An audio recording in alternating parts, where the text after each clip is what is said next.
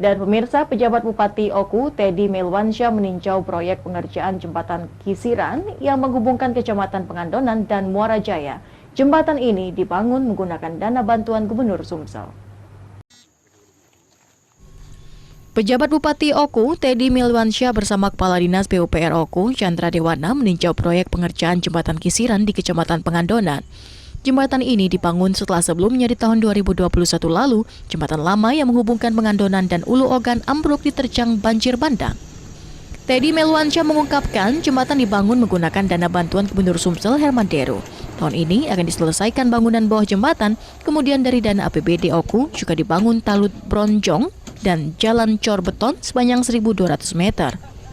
Kemudian akan dipasang rangka jembatan dan finishing lainnya, sehingga paling lambat akhir tahun 2023, jembatan ini bisa digunakan masyarakat. Alhamdulillah hari ini, seperti yang teman-teman lihat, pengerjaan proyek untuk jembatan Kisiran sudah akan dilaksanakan dan insya Allah ini ada 2 tahap. Tahap pertama nanti fondasi dulu, nanti tahap kedua tahun depan mungkin tentang jembatannya. Kepala Dinas PUPR Oku, Chandra Dewana menyatakan jembatan Kisiran dibangun dengan panjang 76 meter dan lebar 6 meter dengan konstruksi rangka baja. Sementara pondasi menggunakan pondasi sumur. Jembatan ini bentang 76 meter, lebar 6 meter, dengan pondasi sumuran. Ya, jadi Teddy berharap jembatan ini nantinya selain bisa digunakan masyarakat untuk mobilisasi orang, juga dapat menunjang sektor hilir pertanian.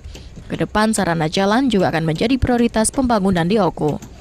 Jembatan ini menghubungkan kampung Ketua KPK, Firly Bahuri yang berada di seberang Sungai Ogan. Dari Ogan Komering Ulu, Widori Agustino iNews melaporkan.